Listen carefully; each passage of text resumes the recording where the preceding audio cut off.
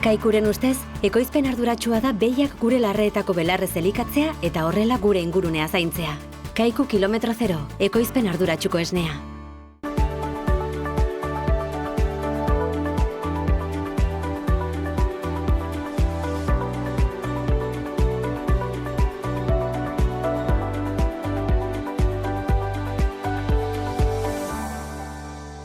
Kaixo eta ongi etorriak Ur eta Lur saio honetara gaurkoan lehenbiziko atalean gurekin Ainize Muratori izanen dugu, bera Nafarroako Frisona elkarteko idazkaria da eta berak balorazio bat egingo digu pixka bat nola joan den 2022. Urte hau Frisona elkartearentzat eta pixka bat ere sektorea nola ikusten duen.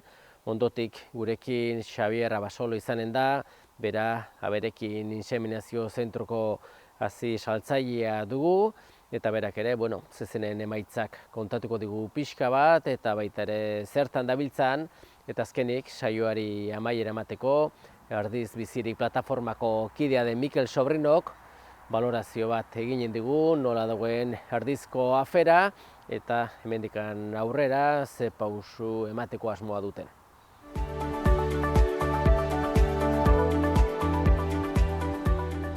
Saioaren hasieran esan bezala, orain honetan, Nafarroako Frisona elkartearen inguruan solastuko gara eta horretarako gurekin Ainize Muratori dugu, bertako idazkaria eta Ainize, hementxe gaudeia abenduan ongi sartuak eta urte gogorra izan du da 2022 urte hau, nekazari eta abeltzainentzat, jende askorentzat ere, baina zuek elkartetik beti ere zuek zuen esku dagoen hori, saiatu zarete egiten, eta ez dakit, zer aipatzen aldugu elkarteren inguruan, pixka bat zertan ibili zarete urte osoan zehar?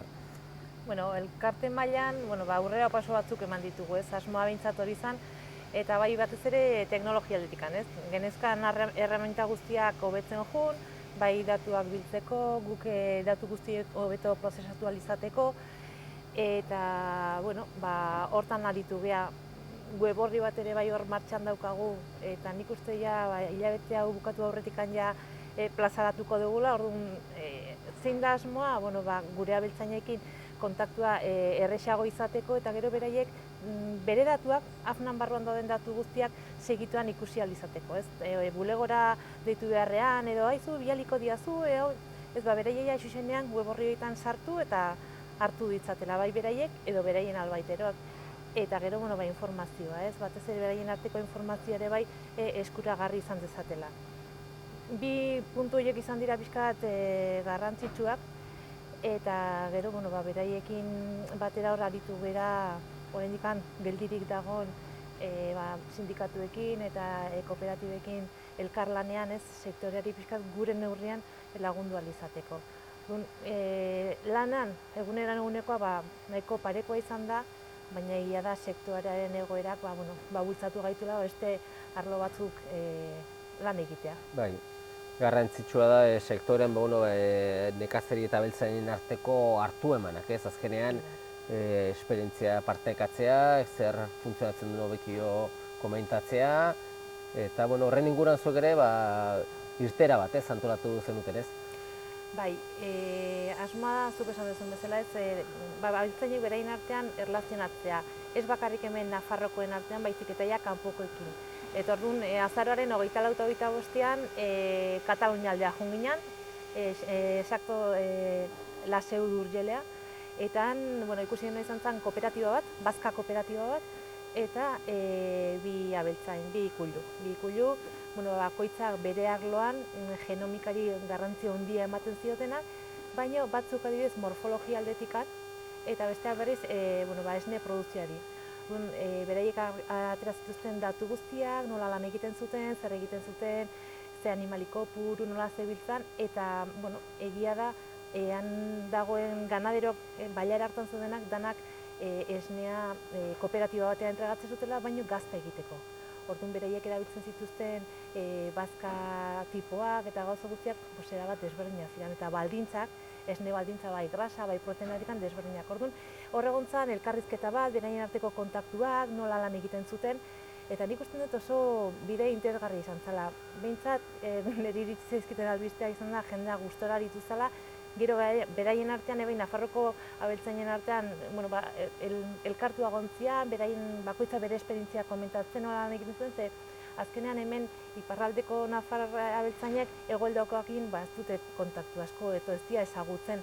Orduan nik uste hori ere bai benetan garrantzitsua da eta hori izan zen ere bai beste helburutako bat. Bai, harremanak orduan indartu eta guztiontzat garrantzitsua izaten dena da beraiek ekoizten duten produktu horren salmenta prezioa, ez?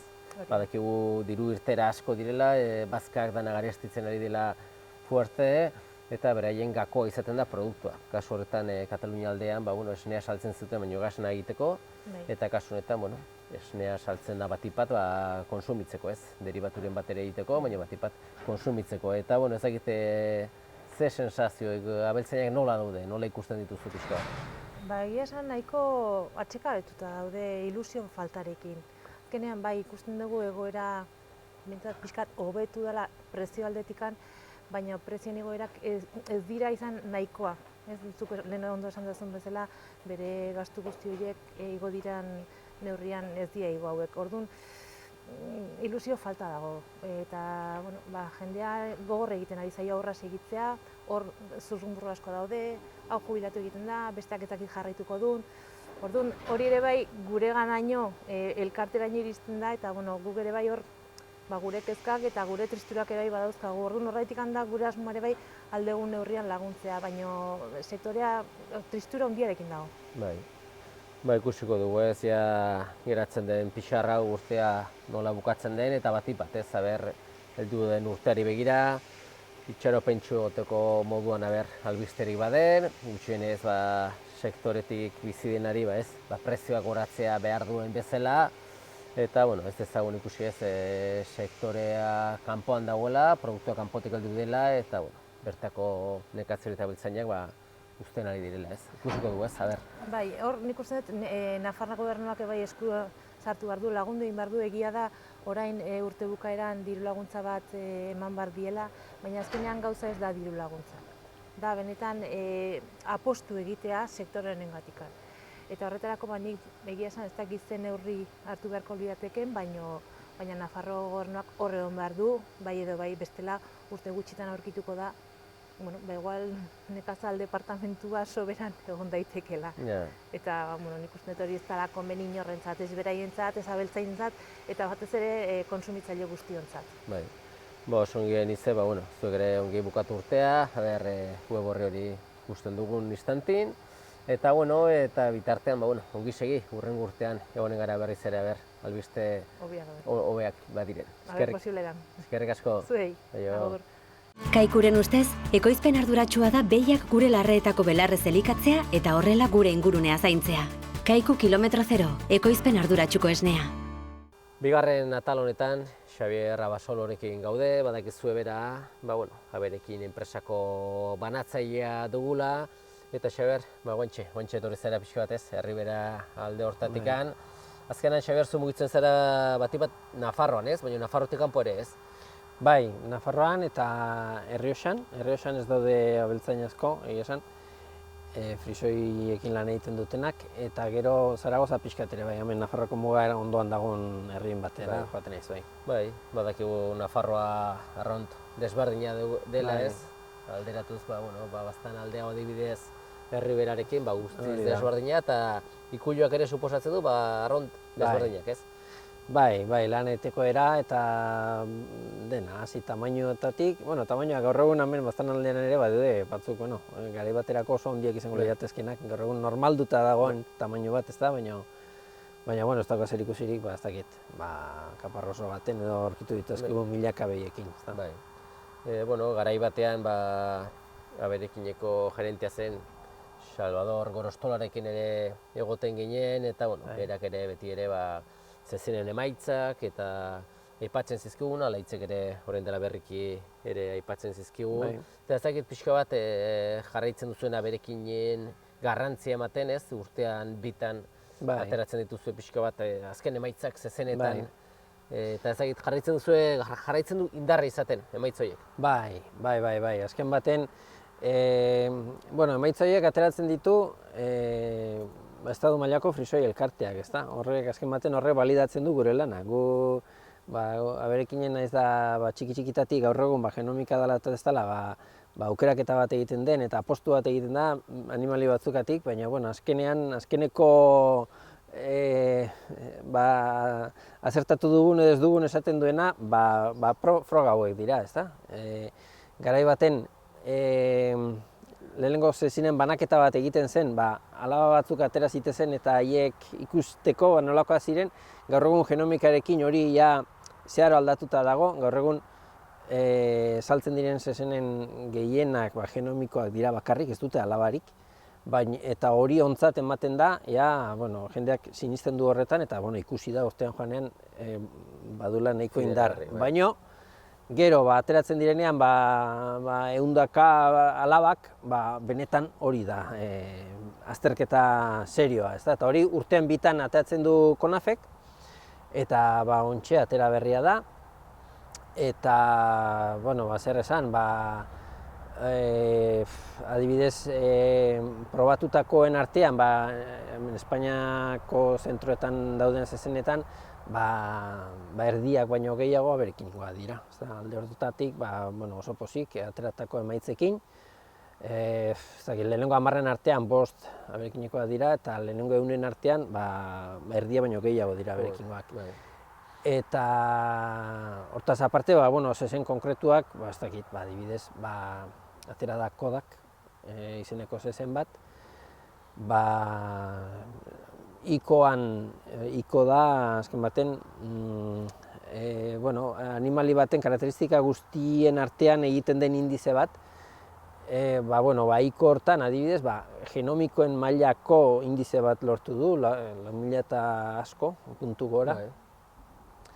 Esnetan oso potente da, jeisteko abiaduran ere bai, grasa eta proteinan ere oso ondo, eta gaur egun jendeak enbeste indar garrantzia ematen dio, batez ere atzerriko zezenak eta erosten dituenean, hango netmerit edo etekin ekonomikoa islatzen duen indizeari, hemen atera da lehenengo diferentzia handiekin da, alde hortatik ongi pozik ateratako emaitzekin bai. Beti ere, abeltzainak bilatu behar du bere ikuiluarentzat, aproposena den zezena ez? Bai. Eta, pixka bat, alde hortatik ez dakizuek nola jarraitzen duzuen aberekinetik hasia saltzen, tarifa plana horrekin jarraitzen duzue, edo gauza aldatzen da? Tarifa planan, badaude momentuan 30-tik gora egongo dira, Nafarroan, eta gero zuk esan duzuna, azken batean bakoitzak ikusi behar du berari ze komeni zaion. Igual nik esan dizudan Kodak hau, baten bati ez zaio komeni, ez dakit, zezen perfekturik ez dago, orduan baliteke horrek duen akatsa, berak duen berdina izate, orduan zuzentzeko ez dio balio. Orduan, lehenengoko lana egin behar duena, abeltzain batek da, akoplamentoak egitea, hori betik. Eta horrekin sorpresa asko ateatzen dira, ez dakit, ez daukazu lehenengo postuan dagoen zezen horretara joan beharrik, igual zuretzako beda pixka atzerago dagoena, zu daukazun akatsoiek zuzentzeko balio duelako, edo zuk lortu nahi duzun animali tipoa lortzeko, egokiagoa direlako beste batzuk. Lehen esaten aritu garena, produzio moduak ere oso desberdinak dira, eta batzuk enkajatzen dute hobeto batean, ez datu bestean. Gogoratuko dugu ez, jendeari akoplamentuak, bada lehen sektorean lan egiten ez duten eri, bere zer da akoplamentua? Abeltzainarekin hitz egiten da, eta ikusten da gutxi gorabehera bere etxean dauzkan animaliek ze ezaugarritzu dituzten, zeintzu diren alde fuerteak alde onak, eta ze akats edo zertan hobetu beharra daukan. Eta gero hori ikusten da zezenetan, zezen bakoitza zer eskaintzen duen, ezta? Berak zuzendu beharreko akatsoiek zuzentzeko ze zezen den aproposena. Hori alde batetik, eta gero bestaldetik kontuan hartzen da genealogia. Zenide diren animaliak gurutzatu ezkero, gero arazoak egoten dira. Jaio berria ez da izaten behar duen bezalako indarrik ez du izaten, edo ez da jaiotzen askotan, edo Orduan, bi gauza horiek kontuan izaten dira, alde batetik, zuk lortu nahi duzun animali tipoa lortzeko zein ez ezenik onena, eta gero, kontuan izan genealogia, ezustekorik egon ez da, arazorik ez da nien egon, reproduktibo aldetik ez da arazorik egon, ze, bueno, askotan konsanguinidadea edo odolkidetasuna gehitzen denean, gehien halako gauzetan nabaritzen da, ez da, animaliek interfalta dute, edo ernari gelditzeko arazoak, gauza guztiak kontuan hartzen dira, akoplamentuak eginez. Akoplamentua azken batean programa informatikoa da, gauza guztiak sartu eta emaitza bat ematen duena. Ikusten da ikuilu desberdinetan, ikuspegia ez dela berdina, batzuk behar bat buru pila bat dituztenak gehiago multzoan lan egiten dute, loteo izugarri handiekin, eta ikuilu txikiagotan badute aukera pixka bat individualitate hori aztertzeko edo... Baina hemen ni pensatzen dut, ez dakit, denean bezala informazioa eukitzea da garrantzitsua. Behi asko doitunak, behi askoen informazioa eukiko du, eta gutxi ditunak, gutxiena. Tratua desberdina izango da, nahi duena, baina informazioa behar da. Eta alde hortatik, esne sektorean dagoenak, ez dakit, egin dezakeen gauzaik onena, nire iritziz da, elkartean egotea, hemen Nafarroan adibidez frisoi elkartean, eta horrek ematen duen dena aprobetxatzea, ez da informazio guztia aprobetxatzea, bai genomika, bai kalifikazioa, bai kontrola, dena.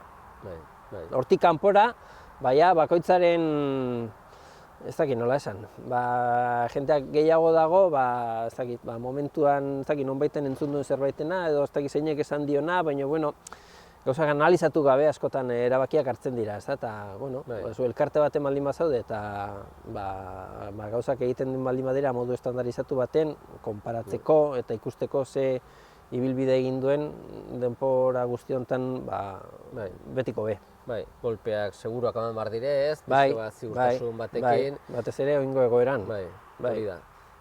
Jendea ez, estu da biltza, esnaren prezioa pixka bat goratu dute, ez da noski nahikoa, eta jendea hasten da behitzen, nondik estutzen aldut, oreka bat arrautu ez, azkenean behiak esnea eman behar du, hori da diru sarrera, baina bestetik ere ez da erreza ez, kalkulak egin, da nondikan estutu, ez dakit. Ez dakit zuen kasuan ikusi duzue xurkeri bat edo behar bada alde batera ustea garrantzia eman gabe. Alde batetik ikusi da, zenbait jendek utzi dituela behiak, hori begi biztakoa da. Eta bestalde, hasiak erabiltzerako orduan ere,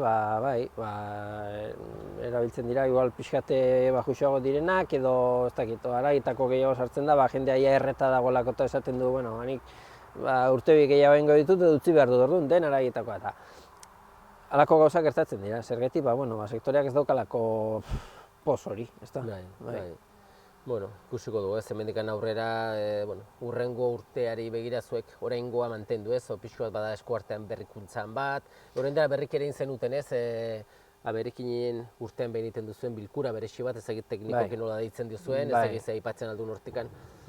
Komisio teknikoa egin zen, eta hor egoten dira, pixkat, ze proiektu edo zertan ari diren ikertzaileak, eta berekinek bera zertan ze interes daukan gauza batzuk edo beste batzuk garatzeko, eta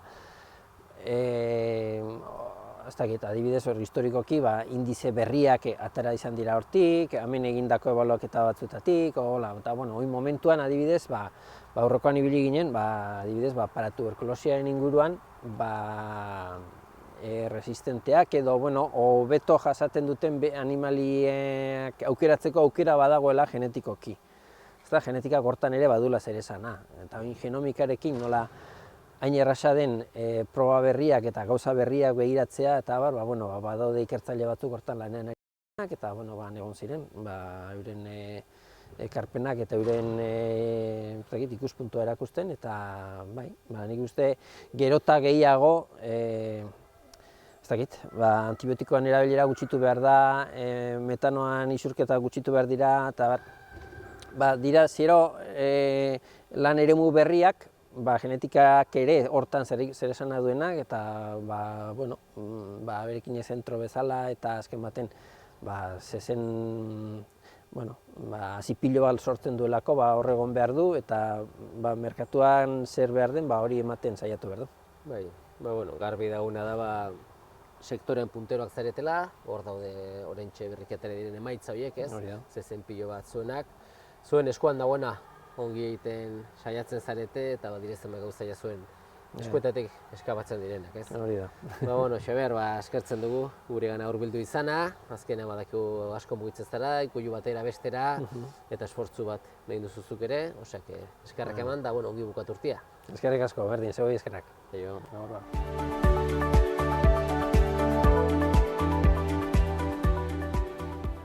Esan bezala, saioa bukatzeko, Erdiz Bizirik plataformaren inguruan solastuko gara eta horretarako gurekin Mikel Sobrino dugu, plataformakidea eta plataformaren inguruan solastea baino gaia badakigu Erdiz dela, gaia bera, eta badakizue guztion ahotan dabilen gaia, eta Mikel, zuk behar bada laburbilduko diguzu pixka bat, Erdizen aferan inguruan, pixka bat prozesuak ze bilbide izan duen orain arte.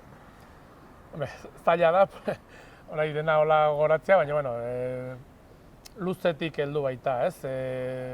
Mabortz, ez dakit, zenbat urte zen, lehenbizko saiakera intzuela Magnak, lortu zuen udaletxetik zundaketak iteko baimena, eta orduen hor jakin zuen benetan zebaden Erdizko lurrazpien, eta orduen ordutik horren bila dabile edozein modutan, ez? Orduen garai hartan, orai bezala ere, herritarren indarrakin eta kalera ataraz eta erranez Erdizek bere funtzioa baduela betidanik eta hori mantendu behar dela, lortu zen nolabait ere Magnak gibelatitia, eta beti erran ginuen Magnak gibelatiten zuela hurrengo erasoa pentsatzeko, ez? Ongi antolatzeko eta pentsatzeko nola sartzen altzen berriz Erdizko lurrazpien dagoen magnesita hori hartzera, ez? Orduen hurrengo pausua izan zen Zilbetin intzuen bertze saiakera bat, Pesis hitza erabiliz, nahiz eta Zilbetiko udala bere alde izan, ez zuen udalakin harremanen baten ondorioz baimena eskatu, baizik, eta Pesis bidez, gero hemen hola eskatzeko egin zuen saiakera, ez. Eta han tribunalek atzera bota zuten ZEK edo Aldudemendi Red Natura 2000 eremuan dagolakoz, Espainiako Auzitegi Nagusiak atzera bota zuen proiektu hori, ez. Orduan, ja duela aurten, uztailan, registratu zuen Nafar Gobernuaren aitzinean proiektuan eskaera eta proiektua Pesis bidez egiteko eskaera, ez. Orduan, guk hartzen duguna da, Zilbetia gibelatin bazuten, hau eremu babestua izan eta berez hor ezingo zela arrobi hau egin. Baina izan dute denbora hori dena pentsatzeko, prestatzeko, eta pentsatzen dut etorko direla idea zerbaitekin edo argumentuekin saiatzeko horrekin. Bai, barkatu, Pesis bidez zer den azaltzeko, ez dakin nantzat, nola azalduko nuke? Pesips edo euskeraz UGPS, hori da udalaz gaindiko proiektuak, ez? Nolabait ere, udalai galdin beharrean, eskaera udaletxean egin beharrean, bertako lurrak baitira, udaletxean galdin gabe, Nafar Gobernuaren baimen beresi batekin, sartzen dira gure lurretan eta egiten dute ustiaketa. Berez, Pesisak edo UGPSak udal bat baino gehiago ukitzen dituen proiektuetarako pentsatua den gauz bat da, ez? Eta berez nik uste dut beharko zuela bi udal horien onespena proiektua egiteko eta orduan bi udal horien onespenarekin Pesis bidez gauzak errestu, ez? Baina kasu honetan nik uste dut baztandarrek eta baztango udalak ez dutela hori nahi eta orduan hori saiesteko enpresak zuzenean gobernuari eskatzen dio baimen beresi bat, gainera edozein proiektu egiteko eskatu behar diren, egin behar diren paper guztiak eta hola, Pesis bidez eginez, murrizten dire lanak, murrizten dire denborak, eta olako gai komplikatua eta horren bertze gauz batuenak ongi egiteko, berez gure ustez denbora gehiago beharko zen, hori dena ongi aztertzeko, eta PESIS bidez da kontrakoa, denbora gutiagotan, orduan gure ustez modu txarragoko batean ematen alzaio baimena olako astokeri batei. Bai. Orduan beraiek PESIS bidez egiten dute eskaera, erdiz hor dago, erdiz badaku bazkaleku zoragarri barde dela, baztango lur eremua, baztandarren zati bat, naturaren zati bat, eta bueno, horria zuek ere erdiz plataformatik mugitzen zarete, baztango udala ere herritarren izenen ere pixka bat mugitzen da, eta bueno, zer erabakitzen da, nola jokatzea? Bueno, berez, erdiz, gaur egun baztango komunal handiena da, oberena hartzen dute nekazari guztiek, aurtengo uda gogorrontan ez da aziendikatera behar izan bazka eta ura nahikoa, bueno, inoiz baino gutixago izan da, baino nahikoa izan da, azienda horregon da gustora, ekologikoan lantzen da, etiketa hori badu, orduan dugun bazkatoki oberena erdizkoa dugu. Orduan, etortzea kanpotik enpresa bat hor azpien dagona eta gainera erranez, bueno, tranquil, ingo dugu bazkaleku gehiago hortik saio aldera edo eta gaur egun saioan daudenekin ze pasten da. Orduan, okeldu dire, sobera harinki erranez, ez da problemik hemen denendako bada, baina guk pensatzen dugu erdizek duen balorea urtetan, mendetan hola landu izan delakoz duela, eta orduan hori ordezka ezina dela, ez? Orduan gure intentzioa da hori babestea bai edo bai. Batzar nagusiak komunalen zaintza bere gain duenez eskatu zuen herri galdeketa bat egitea, benetan jakiteko baztandarrek ze pentsatzen duten erdizko komunal horren inguruan, ez? Eta orduan egin genuen modu legalenean, Nafar Gobernuari eskatuz eta Nafar Gobernuak Madrili eskatuz, herri galdeketa egiteko baimena, eta ezezkoa jaso genuen Madrildik. Oraindik enpresak eskatu gabe zuen PESISa, hori eskatu gabe, Madrilen bazakiten PESISa eskatu behar zuela, eta PESISan arrazoi horrekin, ez baitzen baztanek eraki behar zuen gauz bakarrik baztanek eraki behar zuen gauza, baizik eta bi udalen artean eraki behar zelakoz, debekatu zuen herri galdeketa egitea. Hori ikusita, batzar nagusiak ez du ulertzen eta erabiltzen du ordenantzetan etortzen den herri galdeketa sinpleago edo gure ordenantzetan heldu den moduan egiteko aukera, eta hori ere moztu zuten kasu honetan Nafarroko gobernuak Madrildik aurrekoan debekatu zutelakoz, hontakoan ere debekatzen du. Orduan herrietako alkatea juntatu eta almandozko ez ezik bertze alkate guztiek erabakitzen dute beraiek batzarren bidez galdeketa hori aurrera eta atratzea, eta hontakoan ere bai, Guardia Zibilak deitzen ditu alkate guztiak kuartelera rekerimendu bat jasotzeko, erranez ezin dela inolako galdeketik egin, aurrekoan debekatua delakoz. Eta orden hori, ikusten dugu baztandarren hitza zapaltzea, argi uzten duela ze beldur baduten, ez? Nik uste dut beren beldurra dela baztandarren gehiengo handi batek ertia proiektu horren kontra dagola, eta orden hala ere nola bere sartzeko intentzio duten bai edo bai, herri bat zapalduz sartuko direla, ez? Orduan hortaz baliatzen dute debeku hauek, eta biztan gelditzen da beldur hori dutela eta sartzeko intentzio guztia. Bai, horrekin jarraituaz, bazuek erdiz biziri plataformatik, erabaki zenuten bilkura beresi bat egitea ez, eta orain gaude non bilkura horretan pixka bat hemendikan aurrera ze asmo den egiteko plataformatik edo nola ikusten duzu gaia? Bai, printzipioz orai PESISa eskatu zutenetik 4 hilabete pasatu dire, azaroan 29an, eta berez Nafar gobernuak erantzun beharko zuen onartzen duen edo ez duen onartzen PSE hori. Momentuz ez da inongo erantzunik, eta esperantza puntua dugu, epe hori pasatu baldin bada, pues igual ja ez diotela baiezkorik ematen.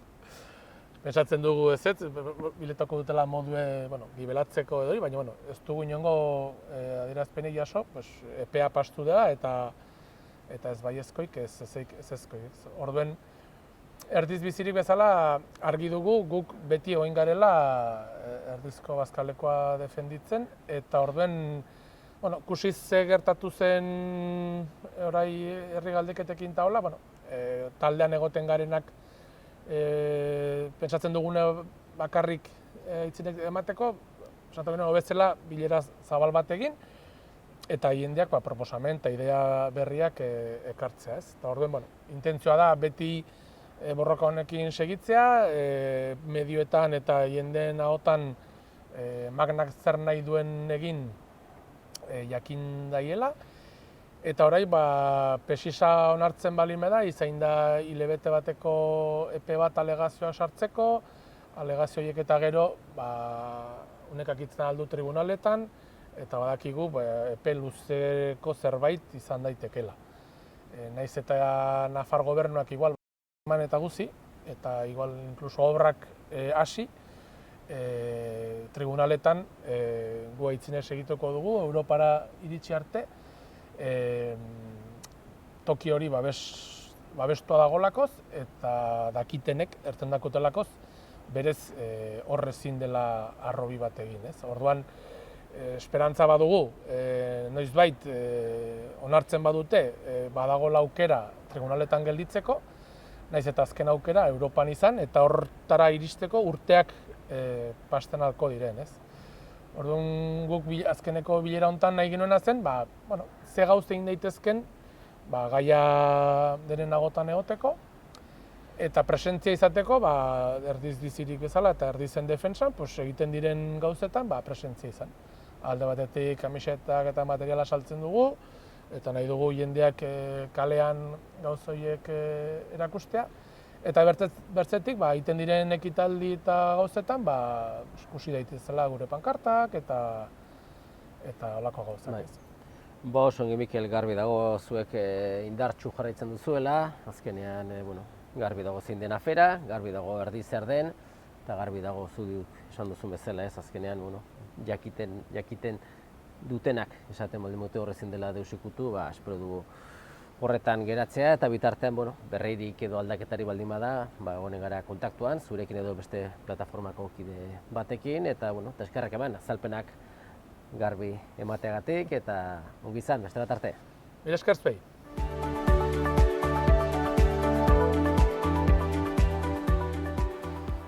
Besterik gabe, agur esateko ordua iritsi zaigu, eta eskerrak eman zuen arretagatik agurtzen gara. Ongi segi. Kaikuren ustez, ekoizpen arduratsua da behiak gure larreetako belarrez elikatzea eta horrela gure ingurunea zaintzea. Kaiku kilometro zero, ekoizpen arduratsuko esnea.